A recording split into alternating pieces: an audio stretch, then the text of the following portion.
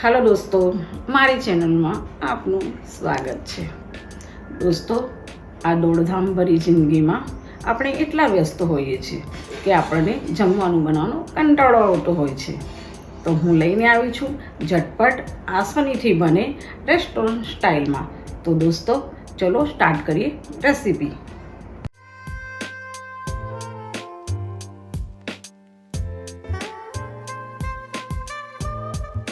કેપ્શનમાં recipe આપેલી છે, એ માપસર જોઈને તમે બનાવી શકશો।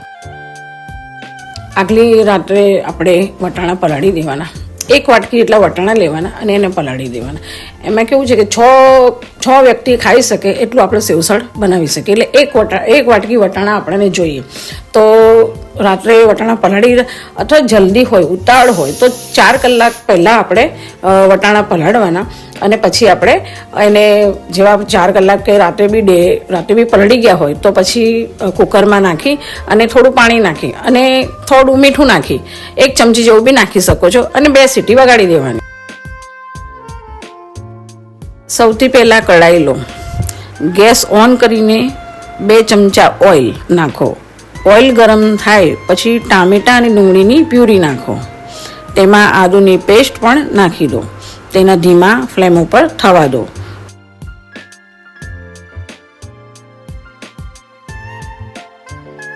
થોડી વાર તેને હલાવતા રહો। તેલ ઉપર આવવા લાગે પછી તેમાં બધા મસાલા ઉમેરતા જાઓ।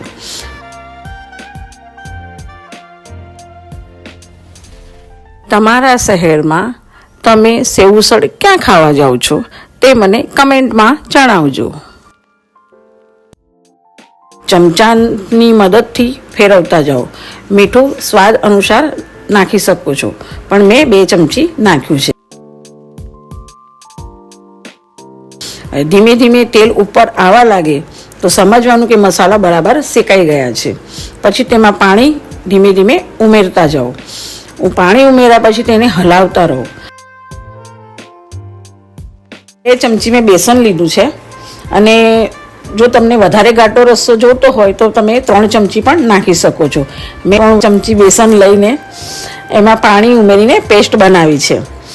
પેસ્ટ બનાવી અને પછી તેમાં ધીમે ધીમે મેં એને ઉમેરી છે અને તમે એને ધીમે ધીમે ઉમેરતા જાઓ। થોડી વાર ઉકળે એટલે તેનો રસો જાડો થતો જશે અને તેમાં પછી વટાણા ઉમેરી દો।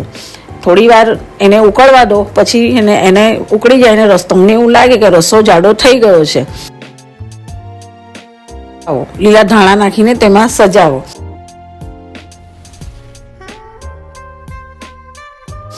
જોઈને ખાવાનું મન થઈ જાય ને એવું આપણું સેવસળ તૈયાર થઈ ગયું છે। તેમાં સેવ, ડુંગળી તમે સાથે ખાઈ શકો છો। આ સેવસળ રેડી થઈ ગયું છે, તો તમારા ફેમિલી સાથે સન્ડે એન્જોય કરો। આ વિડીયો ગમ્યો હોય તો લાઈક કરજો, સબસ્ક્રાઈબ કરજો અને તમારા ફેમિલી ફ્રેન્ડ્સને શેર કરજો।